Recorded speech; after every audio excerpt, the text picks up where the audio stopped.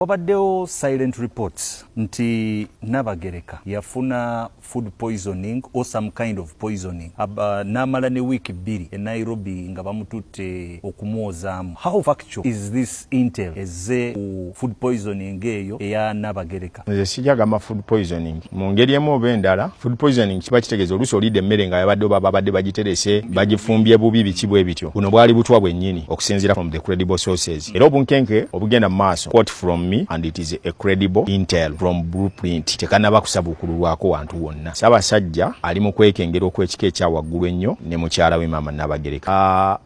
Mu January awo nga batandika awo wiiki ng'emu 2 Nabagereka yaddusibwako ebweru w'eggwanga e Nairobi mu Aga Khan Hospital okumala weeks 2 nga bali mu kumunaazaamu butwa. Remember, this is the same hospital gye baddusa Speaker Rebecca Kadaga. Issue ezaali zoogerwako ku butwa then ne bamwongerayo n'okumutwala e South Africa. Ekyokubiri, obutwa buno bwamuweerwa ku Bulange. Scenario erieta, how did she ingest this poison? From where and origin yaabwo eriwa? Bumutuukako butya? Bamuwa emmere ku Bulange. Si byangu byakwogera naye katubyogere. Emmere gye yava yajja ntuufu era ne bagitransporting ogituusa ku Bulange. Abaleeta emmere abafumbi baagikwasa abaagireeta ne bagivuga ne bagituusa ku Bulange. Bwetuuka ku Bulange bagitwala ewa Nabagereka. Kuba alinawo woofiisi awo. Jjukira waliwo embiranye. Ebimu bino abantu babibuusa amaaso. Bw'olaba silence eriwo ssaawa zino ku Bulange n'ebigenda maaso wakati wa administration ya Mmengo n'Obwakabaka, bino ebibiri tubyawula. Administration of Mmengo is headed by the Katikkiro n'abaami ba Kabaka abalala be yakwasa obuvunaanyizibwa omuli ebitongole bya Kabaka eby'enjawulo. Kati Obwakabaka bwe buno bwe twogerako ku Ssaabasajja Kabaka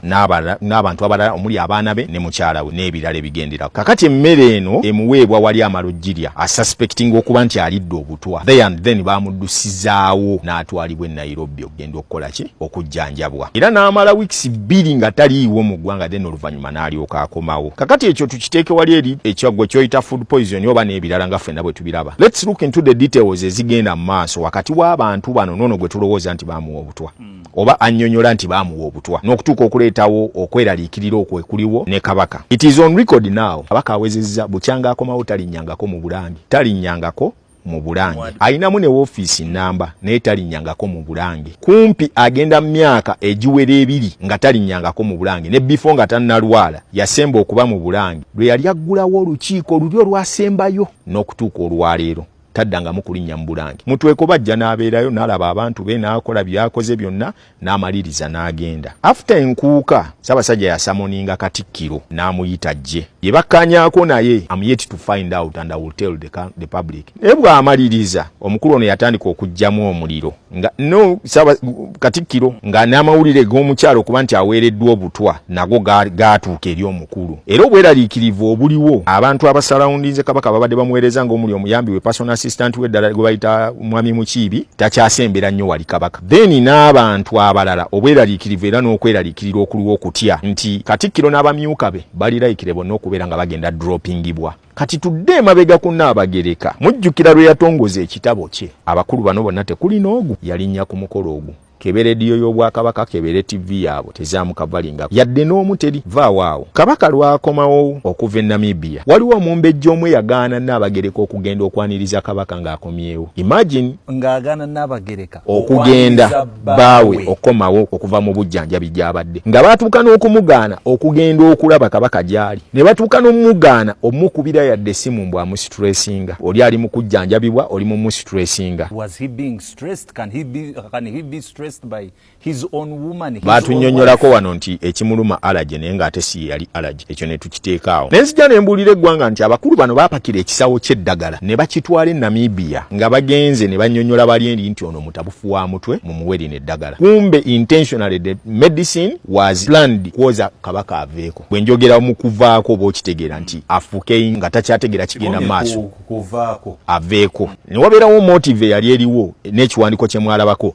ng'abakulu baagala kusayininga na kukakasa board of trustees. Bino ebintu tetubirabanga eby'omusaago. Abasajja bano pulani gye baali balina yakulaba nga Kabaka afiira eri. Board of trustees batekinge over ensonga z'okutwala mu maaso obwakabaka nga baliwo ng'abakuza. Bano wamanga kwaliko Oweekitiibwa Katikkiro, kiwandiiko kwe yaliko, kwaliko Nnaalinya na Lubuga, kwaliko Omulangira Wasajja abaali baagala okuba ba trustee basatu. Ekyo ne tukiteeka wali wabbali. Kama Nazzabibye Ssaabasajja n'ajjanjabibwa bulungi n'akomawo. Era naye bw'akomawo ebintu ebyo yabitegeera. Y'ensonga olaba nti n'emikolo gyonna gy'eba gigenda mu maaso. Ng'olaba emeka gye bakyatuma Wasajja okukiikirira Kabaka. Oba Nabaloga nga luli bw'abadde agenda. Gy'okyalaba nga bagimutumako ogenda okukiikirira Kabaka. Bino ebintu nabagamba kambyogere. Ensi ebenga emanyi. Entaanya eno amenvu bw'erigwa oba akapi bwe kaligwa. Tetuli baako baakubuuza. Ab'okubuuza tuli batubalina. Y'ensonga obalaba nakugamba beekangabiririza ku buli muntu yenna. Tebanneekangabiririzangamu. Kuba bamanyi nti kye mboogerako kyonna kituufu. Ekyo ne kiba kimu. Ekyokubiri, olutalo oluliwo we tukomedde wali nga bagaana okugenda n'Abagereka okugenda okulaba nali ku kisaawa awo. Bulungi nnyo naliwo. Ne beekanga n'okwekanga nti nategedde ntya. Bwensi baali bagigambye nti Kabaka akomyewo nga balaze ka vidiyo mbw ayitidde ku mwalo. Fene tubagaana edda Kabaka akomawo ku Sande tubeere ku kisaawe ne tumulinda. Your flight manifesto already wali ogirina. Nali njirina. Kakati okugenda okutuuka wali ku mbeera eyali eriwo. Baakuba ebifaananyi byonna. Genda weetegereze mu bifaananyi bye mulimu ekifaananyi ekyo ekiraga Nnabagereka ng'ali ne Kabaka wano nga bafuluma mu ttanda. Ebirala byonna wali mu kumwaniriza biki byonna baabisangulamu. Ng'ate ennyaniriza ya Nnabagereka tugimanyi. Baabisangulamu. Oluzungu. Yes, baabisangulamu. Ebyo sijja kubiyingiramu.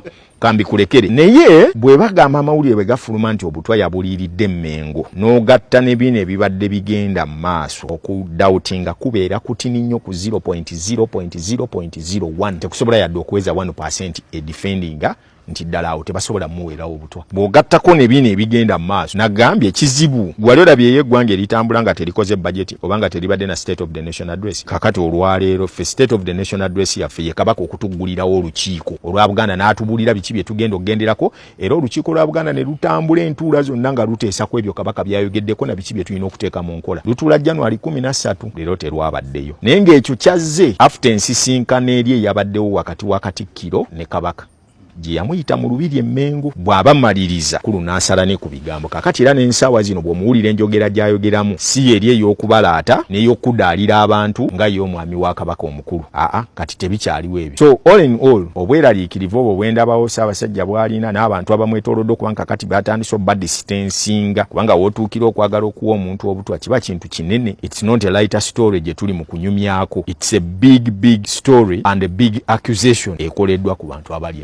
Tables been moved okuva ku kitchens ebyo bintu byammwe abalala abasinga obungi babakyusizza eno pate endala mu mmere bwe twogera ku pate batutegeeza okuva ku food preparation abasinga obungi bakyusiddwa kanti kugambe era kati n'abantu abasinga obungi abakola Kabaka nabo bakyusiddwa. Amatu gaffe ng'Abaganda n'amaaso tugakuumire nnyo ku Nnamulondo kubanga mu nsonga semasonga mulimu empagi eyetugamba kuba Katikkiro yabituwandikira mu katabo ke nkalina nakasoma nnyo awo mulimu empagi ey'okukuuma okunywa Nnamulondo bwe buvunaanyizibwa bwange bwe ndi mu kukola essaawa zino nkola mpagi eri eya nsonga semasonga tukuume tunyweze twagale nnyo. Ate mu ssaako ya Nnabagereka abeera bakyuse n'abafumbi buli kimu kyakyuse. Let's keep our eyes there. Okaddemu kali weewaayo kukola ki okukuuma okunyweza n'okwagala ennyo Nnamulondo kyendi mukola. Kati gwambuuza mbwe ebyoyogerako byaki era wakyaweewe nze ndi mujjwa ndi mwana wa mu nnyumba kinkakatako okukuuma okunyweza n'okulwanira Nnamulondo obutaweera obutassa mukono n'obutasirika.